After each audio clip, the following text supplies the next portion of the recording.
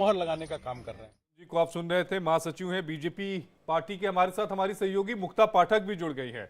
मुक्ता, एक समय ऐसा आ गया था कि जो उपचुनाव विधानसभा के जो रिजल्ट की गिनती हो रही थी तो दोनों सीटों पर बीजेपी पीछे चल रही थी, लेकिन अभी के जो रुझान है, कम से कम अभी मुकाबला बराबरी का है बीजेपी और कांग्रेस में, और ये वो सीटें हैं जिन पर लगभग बीजेपी का जीतना तय था। जी बिल्कुल, अभी जो खबर आ रही है, विजयपुर जो है वो कांग्रेस कैंडिडेट जीत चुके हैं, लगभग 17,000 वोटों से जीत चुके हैं। देखिए, विजयपुर जो है वो यहाँ से रामनिवास रावत पहले भी जीते थे विधानसभा, लेकिन लोकसभा के समय वो उन्होंने कमल का हाथ थाम लिया था। और इस बार जो है वहां पे हमको वहां पे जो था वहां पे उनका जो स्थानीय तौर पे काफी विरोध था, लोगों के मन में रोष था। और आपको ध्यान होगा कि वोटिंग से 2 दिन पहले वहां पे 7-8 लोगों ने आके, अज्ञात लोगों ने अंधाधुंध फायरिंग भी की थी, जिसमें 2 आदिवासी को चोट भी लगी थी। और वो आदिवासी बता भी रहे थे कैसे उनसे जो वोटिंग की पर्ची है वो अज्ञात लोग मांगे जा रहे थे। तो वो जो आदिवासी का लगभग 55,000 का वोट बैंक था, तो वो उम्मीद की वो ऐसा माना जा रहा था कि वो कांग्रेस की झोली के हैं। तो उनको डराने बार बार कांग्रेस ये आरोप लगा रही थी कि बीजेपी जो है प्रशासन और पूरे ताकत और धन बल का प्रयोग कर रही है, डरा धमका रही है, क्योंकि उन्हें पता था कि रामनिवास रावत यहाँ से हार जाएंगे।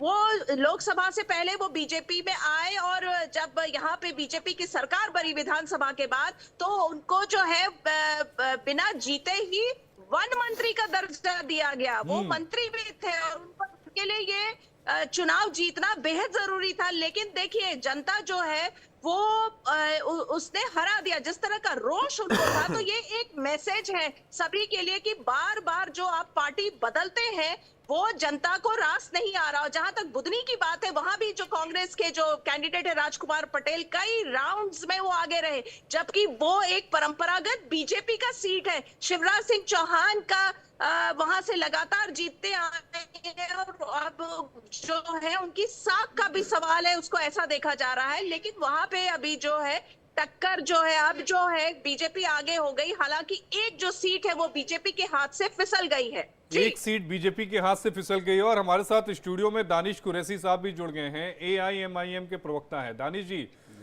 यूपी की बात सबसे पहले करेंगे आपके साथ, क्योंकि यूपी में कुंदरकी वो सीट जहां पर 70% से ज्यादा मुस्लिम आबादी, लेकिन जब वोटों की गिनती हुई ना तो 84% से ज्यादा जो मत है वो भारतीय जनता पार्टी को चला गया। देखिए, मैं आपको एक बात बताऊं, उत्तर प्रदेश में तो जो हुआ वो सारी दुनिया ने देखा, आपने देखा, हमने देखा, तमाम लोगों ने देखा। रिज़ल्ट अब हमारे सामने है, आपके सामने है, मेरे सामने है, हम तमाम लोगों के सामने है। लेकिन उत्तर प्रदेश में जिस तरीके से बंदूक का इस्तेमाल हुआ वो कहीं ना कहीं आपत्तिजनक था। उस पर हमने वो भी लिया, वांधा भी लिया। अब सवाल आके यहाँ ये खड़ा है कि चुनाव में हार और जीत तय हो चुकी है।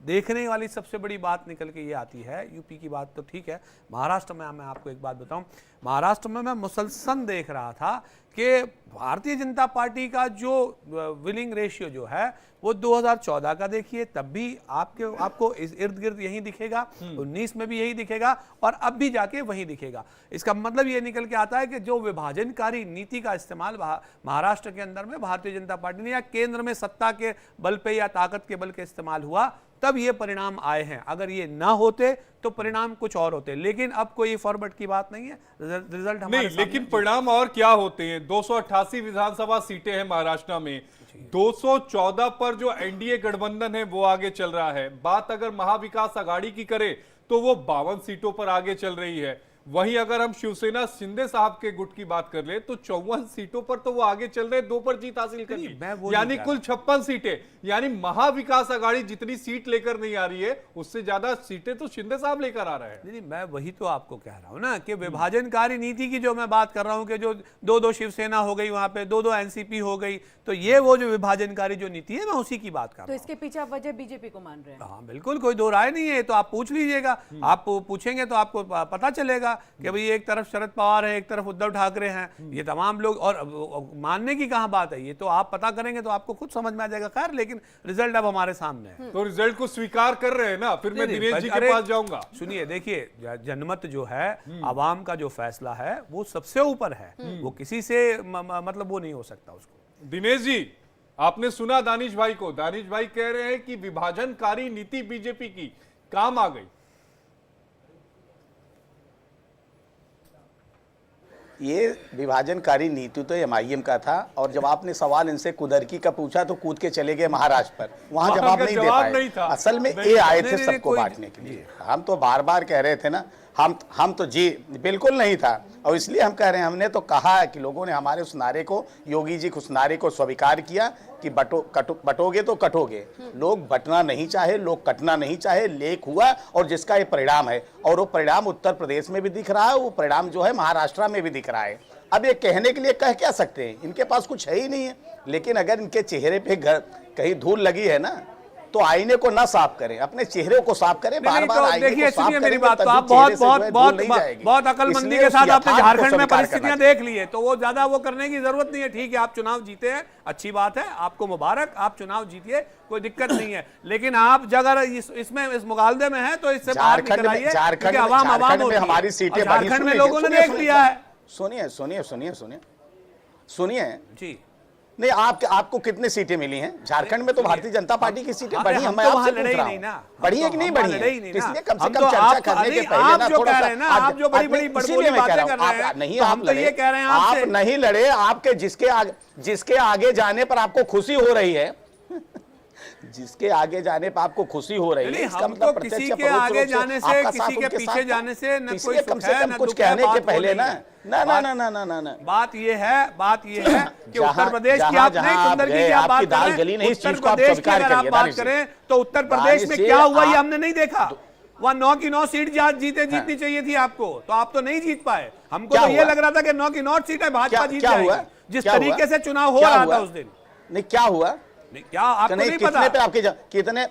कितने पे आपकी जमानत बची, जरा बता दीजिए लोगों को। हमारी जमानत छोड़िए, आप अपनी चर्चा करें, फिक्र करिए ना। मैं तो ये कह रहा हूं, जमानत बची है, आप बताइए ना, ये बताना चाहिए कम से कम। अरे हम तो अपनी जिक्र कर रहे हैं, हमारा तो आज उत्तर प्रदेश नहीं देश और दुनिया देख रहा है कि कैसे बाबा चमक रहे हैं पूरी दुनिया में।